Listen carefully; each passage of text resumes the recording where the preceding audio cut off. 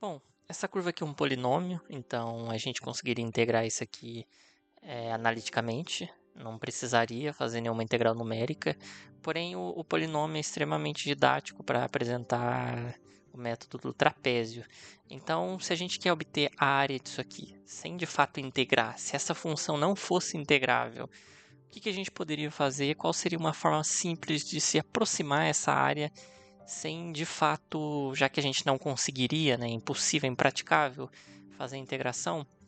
Bom, a primeira ideia aqui é tentar aproximar isso aqui por trapézios. Quando a gente constrói a teoria da integral, a gente usa retângulos, né? A integral de Riemann é baseada em retângulos, porém aqui a gente vai fazer com trapézios, que é um pouquinho mais sofisticado que fazer com retângulos, né? Mas ainda assim é extremamente simples. Então, bom, como é que a gente faria? O primeiro passo aqui, vamos supor que eu comece com 2 pontos, né? Se eu for começar com 2 pontos, então eu tenho aqui os pontos A e B. Bom, se eu faço a ligação desses pontos e eu tenho aqui um trapézio, certo? Então, como é que eu faria para calcular a área do trapézio? Bom, esse ponto A aqui está em 0, né? E o f de 0 é 0,2, basta calcular o f de 0, né? O f de 0,8, eu estou tentando integrar isso aqui de 0 até 0,8, né? Então, em 0,8, o f de 0,8 é 0,232, e como é um trapézio, né, base maior mais base menor vezes a altura sobre 2, a gente chegaria na área do trapézio 0,1728. Bom, claramente isso aqui não é uma boa aproximação, isso é grotesco, né? Isso aqui não aproxima nada. Então, isso não é uma boa aproximação para a função. Inclusive, o erro que a gente comete, já que aquela integral é analítica, a gente consegue comparar com o valor exato, e essa razão é da ordem de 0,11, ou seja, o erro que eu cometo aqui, tentando calcular a área de um trapézio com apenas 2 pontos, é da ordem de 89,9%, né? Então, obviamente que essa aproximação aqui é ridícula. Mas a gente pode melhorar essa aproximação da seguinte forma, né? A gente pode, acrescentando pontos, a gente pode aplicar a regra do trapézio diversas vezes. Então, se eu acrescentar um ponto a mais aqui, eu teria uma aproximação um pouquinho melhor, né? Então, aqui eu vou ter agora 2 trapézios e aplicando 2 vezes, né? Calculando 2 vezes a área desse trapézio, a gente tem, bom, isso aqui sendo próximo de 1,0688, né? E de novo, aqui o erro que eu estou cometendo é da ordem de 35%. Bom, não é uma aproximação boa, né? Mas a gente já está vendo que isso aqui converge para o valor da integral em si, né? Isso aqui tem, assim, se eu escolher bastante pontos, eu consigo escolher uma quantidade de pontos de tal forma que eu consigo uma aproximação razoável, né? Tão razoável quanto eu queira. Então, se a gente aumentar essa quantidade de pontos, essa aproximação tende a ficar muito boa, né? Então, a ideia por trás dessa regra do trapézio é simplesmente a gente subdividir a função em intervalos, né? Então a gente, bom, supondo que eu quero integrar de A até B, então eu vou dividir esse intervalo em subintervalos. Em cada subintervalo eu vou construir o trapézio e vou calcular a área desses trapézios e somar, e esse é o valor que se aproxima da integral, né? Então como é que fica isso aqui matematicamente? Como é que a gente chega numa expressão matemática para isso? Bom, aqui, se a gente chamar esses pontos da divisão de x1, x2 e assim por diante, o que a gente tem aqui? Evidentemente, a área disso aqui, né? A integral total de A até B seria a integral de xa até x1, mais a integral de x1 até x2, mais e assim por diante, né? Até a integral de x6 até xb, né? Então é a soma das integrais. Mas cada integral a gente consegue aproximar por um trapézio, né? Então, cada uma dessa integral, por exemplo, de xa até x1, é aproximadamente a área daquele primeiro trapézio T1.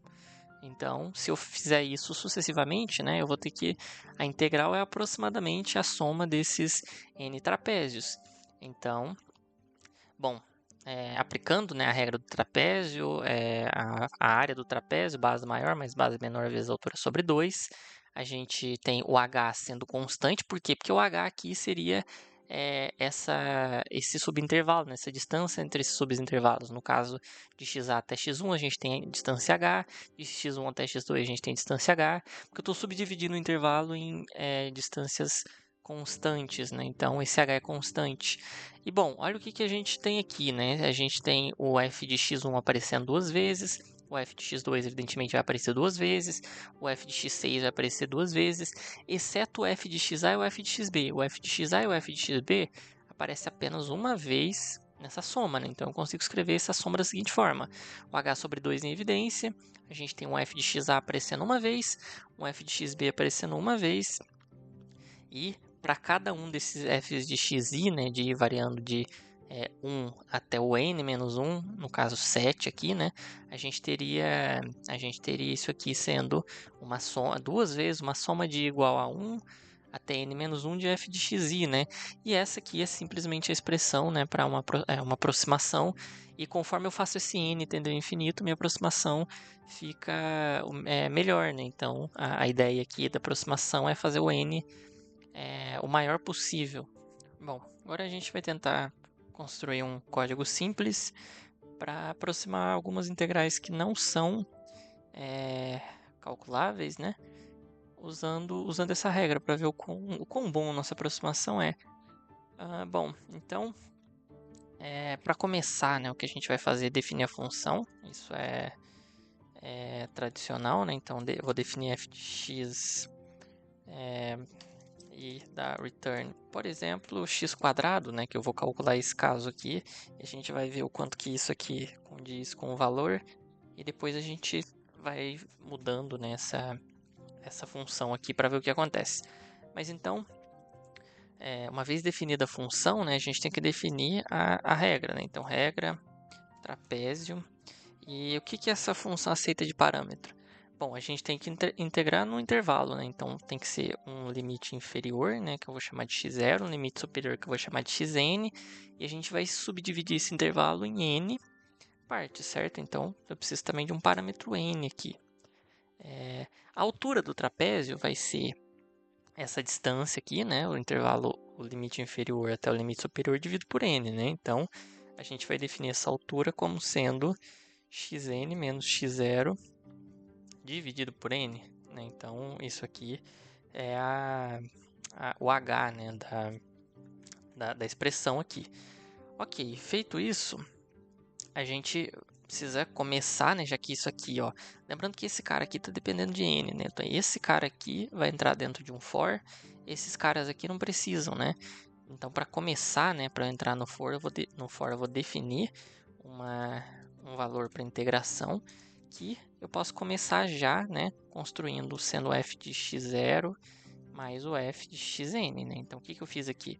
Eu já estou construindo essa parte dentro das chaves, ó. Então, eu peguei o f de x0 aqui, que é o xa, né, e o f de xn, que seria o xb. Agora, eu vou construir o for para fazer essa soma, né?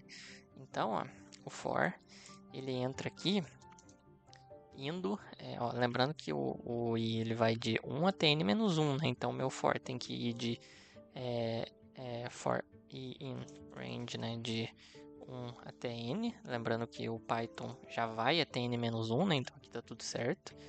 E, bom, o que eu preciso colocar aqui dentro do for?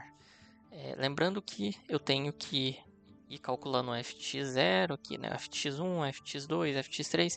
Então, ó, eu tenho que definir o k como sendo um x0, certo? Ó, então, quando o i for 1, eu vou ter o x0. Quando o i for 1, eu vou ter o x1. Então, como é que eu faço para ir aumentando o x0 para o x1, né? Eu tenho que ir do x0 e aumentar h, né, na horizontal. Então, ó, eu faço um i vezes h, certo? Ó, então, quando o i é 1, eu vou ter x0 mais h, que é x1. Quando o i é 2, x0 mais 2h, que é x2, e assim por diante, né? Então, o k toma essa forma. E agora o que eu preciso fazer, né, a essa integração aqui, eu preciso ir somando duas vezes, né, ó, duas vezes o f de k, certo? Ó, tem que ir somando duas vezes o f de k. Lembrando que o k são esses caras aqui, né, que estão no somatório, que estão no for aqui nesse caso. Então, esse cara aqui vai somando, né, na integração. Então, basicamente, esse for aqui dá conta das chaves, né? Então, tudo que está nas chaves é feito por esse for aqui. Então, agora saindo dele, né? Saindo do for, o que a gente precisa? O que falta, né?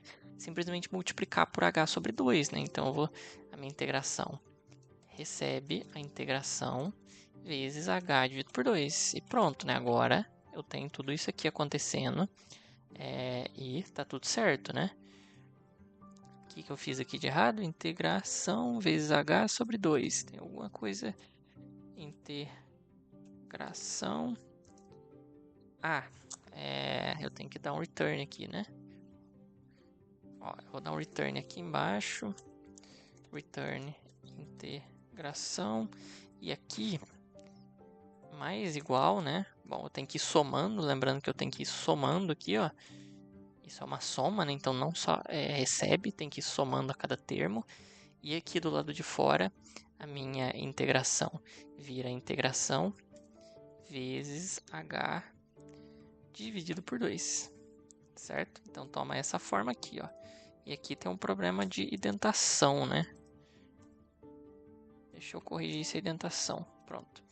E aqui o for também está mal indentado, né? Agora está tudo certo. Então tem um retorno de integração aqui. E pronto, né? Tudo funcionando bem, né? Lembrando que a função está definida. Aqui a gente definiu esse subintervalo.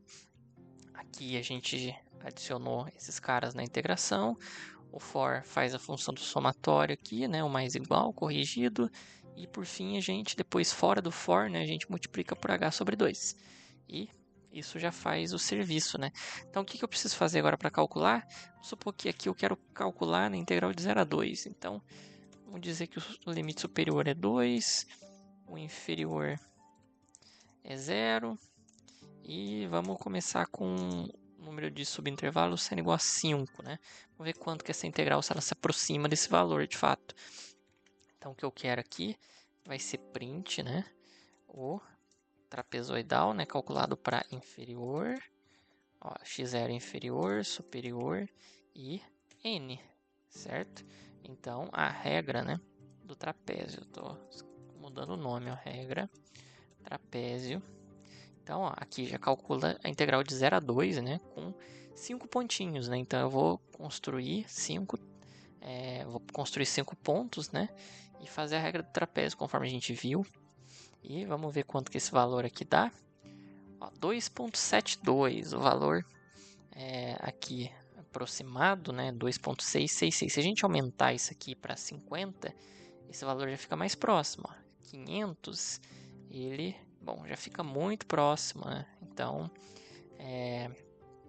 funciona bem, né? Lembrando que a convergência disso aqui não é muito rápida, né? A gente vai ter formas melhores de calcular a integral numérica. Mas vamos fazer esse caso aqui, né? Que é de fato uma integral que não é analítica. Para isso vou precisar do número de Euler, né? Então eu vou importar o e aqui e vou definir a função como sendo e elevado a x elevado ao quadrado. Então ó, aqui a integral está de 0 a 1, né? Ó, vamos começar de novo com 5, só para ver como é que a aproximação se ela é razoável, né? 1,48, né? Então, para 50, a aproximação já fica para 1,46, né? Vamos ver se a gente consegue calcular com 5.000, né? Vamos ver se não demora muito. Bom, 4, 6, 26 e assim por diante, né? Então, e tá convergindo para isso, né? Aqui provavelmente eu fiz uma aproximação ruim, mas a ideia é essa. O programa basicamente bem simples, faz o que ele tem que fazer, ok?